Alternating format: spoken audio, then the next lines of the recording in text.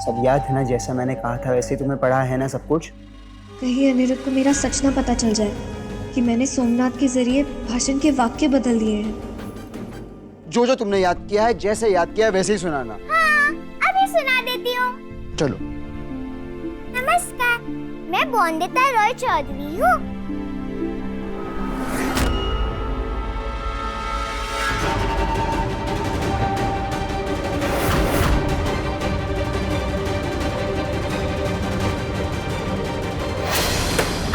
अनिरुद्ध! नहीं, क्या हुआ? लगी तो नहीं तुम्हें? लग सकती थी गहरी चोट, पर मैंने समय पे आकर, मतलब तुमने समय पे बचा लिया।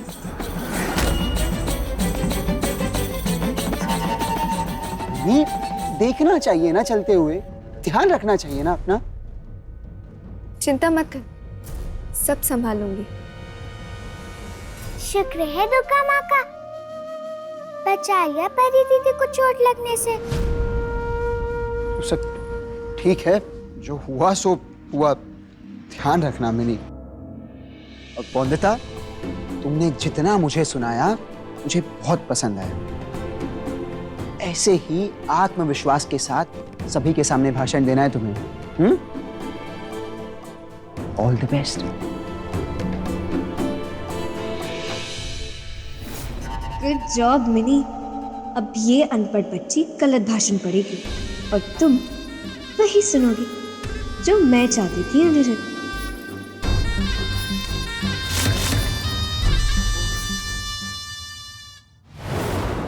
नमस्कार, आप सबका स्वागत है हवेली पर, और बहुत बहुत धन्यवाद भी इस महत्वपूर्ण काम में अपना समय देने के लिए। बस बोंदिता भी अभी कुछ समय में आएगी और आकर अपनी मन की कुछ बातें कहेगी। बोंदिता, आओ। तो जैसा मैंने कहा, बोंदिता अपनी मन की बातें करेगी और आप लोग भी बिना डरे, बिना झिझके अपनी राय दे सकते हैं। हमारा क्या है, छोटी मालकिन अगर कहेंगी कुछ तो हम उसमें हामी भरेंगे ना। अरे नहीं नहीं, बोंदिता आज यहाँ छोटी मालकिन बनकर नहीं, बल्कि आप में से ही एक बनकर आपसे बात करेगी। एक लड़की, एक महिला बनकर अपने मन की बात कहेगी आप सभी से।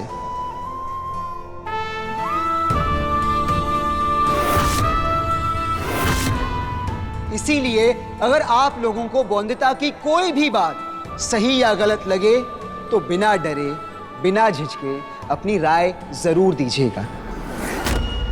ये मंच सभी के लिए बराबर है। यहाँ पर हर किसी को अपने मन की बात कहने का अधिकार दिया जाएगा। हम सभी के बीच सिटी काउंसिल के एक गांगुली बाबू आए हैं। आइए गांगुली बाबू, स्वागत है आपका।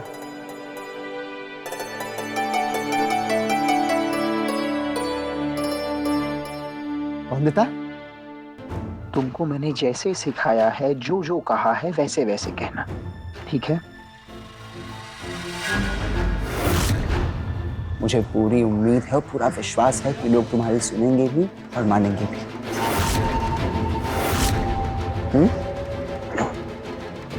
Best of luck.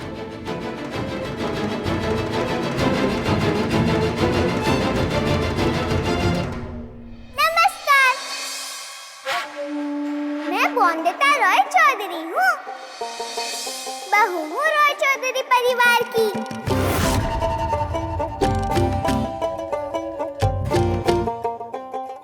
पर आप लोग मेरी भारी साड़ी और गहनों पे मत जाइएगा। वो आप सबकी तरह ही मैं गांव से आई हूँ। मैं तो बोंदिता ने जो कुछ बाहर कहा वो तुमने उसे सिखाया था? अनिरुद्ध ने तुलसीपुर की औरतों के लिए एक भाषण लिखा है, और जानते हो उसने किसे चुना है वो भाषण देने के लिए? बोंदिता को चुना है उसने। क्यों नहीं समझता वो कि मेरे लिए बोंदिता को वो भाषण सिखाना यानी मेरे जख्म पर नमक छिड़कने से कम नहीं। आपको ये करने की जरूरत नहीं है, आपके बदले मैं भाषण सिखाऊंगा उसे। हाँ, पर मैं नहीं जानता था पूरे तुलसीपुर में आपका मजाक बन जाएगा। मैं तो चाहता था बोंदिता का मजाक बन जाए। सॉरी दादा। क्या है बोंदिता? मत मारिए सोमनाथ दादा को। क्यों? अपने से छोटों पर हाथ उठाना अच्छी बात होती है क्या? आप क्यों मजाक बनवाना चाहते थे मेरा सोमनाथ दादा? पसंद नहीं करते क्या आप मुझे? गुस्सा है क्या आप मुझसे? पर एक बात बोलूं मैं आपसे, मुझे तो बहुत अच्छे लगते हैं आप। गाँव में दादा नहीं थे मेरे, आपसे मिले तो ऐसा लगा कि दादा मिल गए हैं मुझे। जैसे संपूर्णा दीदी मेरी बहन भी थी और सहेली भी। मुझे लगा था यहाँ पे दादा है मेरे, जो दोस्त बन जाएंगे मेरे।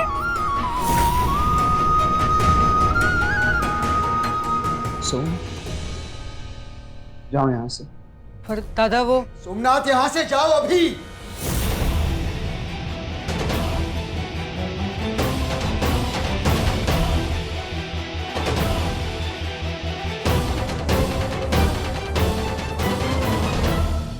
माफ कर दीजिए मुझे पति बाबू, मेरी वजह से आपका सर झुक गया सबके सामने। पढ़ना नहीं आता था मुझे भाषण, पर जो भी कहा था आपने मुझे, उसके बाद सच्ची मदद करना चाहती थी आपकी। सिर्फ इसलिए नहीं कि आप पति बाबू है मेरे, क्योंकि मैं समझ गई हूँ गुस्सा खाने के फायदे।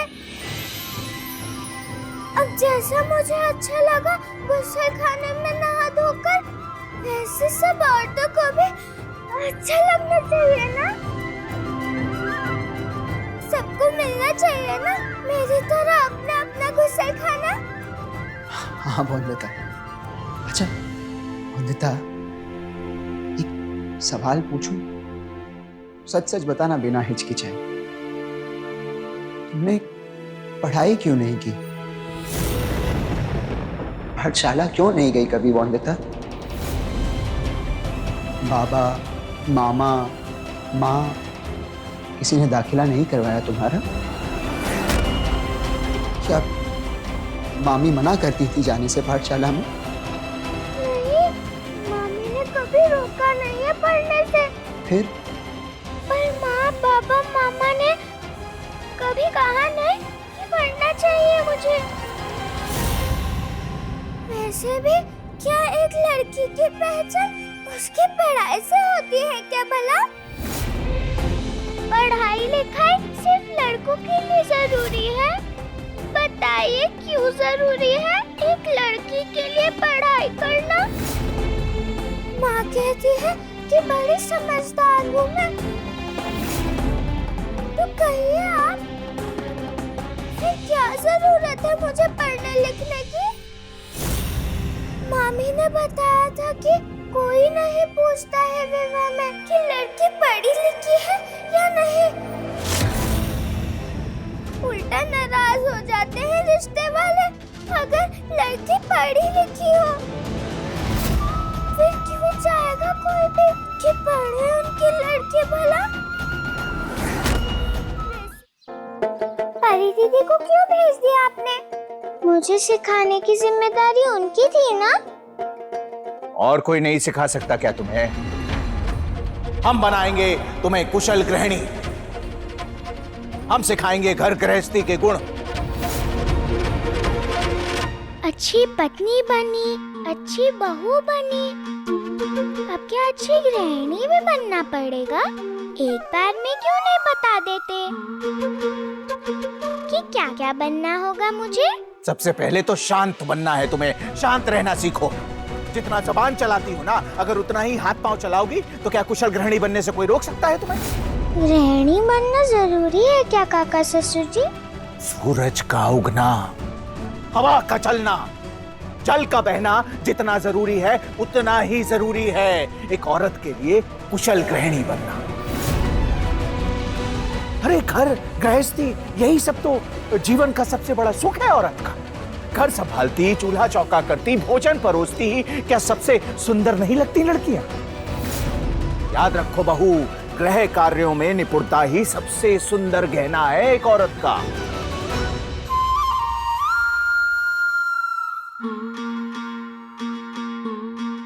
क्या ये सुंदर नहीं लग रहे हैं मुझ पर? क्या ये असली गहने नहीं है? मैं छोटी हूँ, चीजें खो ना दूं, इसीलिए आपने नकली गहने दिए थे ना काका ससुर जी? गहने भी 100% खरे दिए हैं तुम्हें, और सबक भी 100% खरा ही दे रहे हैं तुम्हारे काका ससुर। अरे जमींदारों की शान पे धब्बा लगे, ये पहले होने दिया है क्या कभी, जो अब होने देंगे?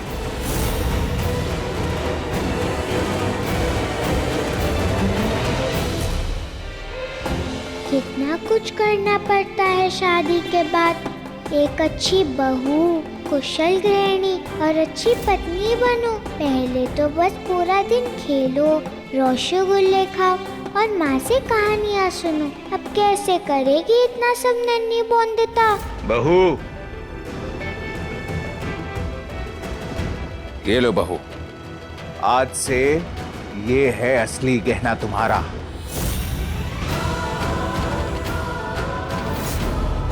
ये बढ़ाएगी तुम्हारे हाथ की शोभा। इसकी धनक से बनोगी तुम एक कुशल गृहिणी। बस ये समझ लो बहू, तुम्हारे जीवन का एक नया अध्याय शुरू होने जा रहा है आज से।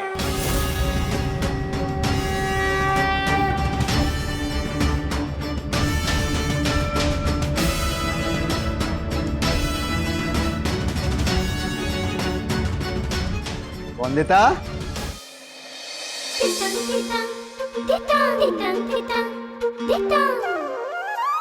कुछ लाया हूं तुम्हारे लिए।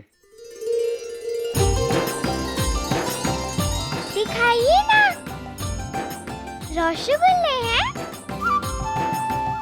कोई खिलौना लाए हैं? वंदिता, ना खाना है ना खिलौना है।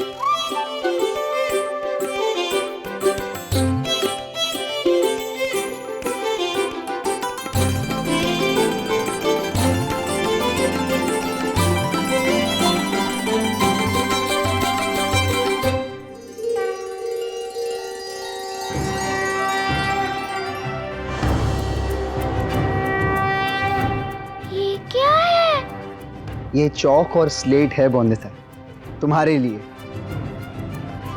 बस ये समझो कि आज से तुम्हारे जीवन का नया अध्याय शुरू होने वाला है। ये चौक और स्लेट ही तुम्हारी शक्ति बनेगा वंदिता। तुम्हारे हाथों पे इसकी चमक तुम्हें कुशल गृहिणी भी बनाएगी और समाज में वो स्थान भी दिलवाएगी जिसकी हकदार हो तुम।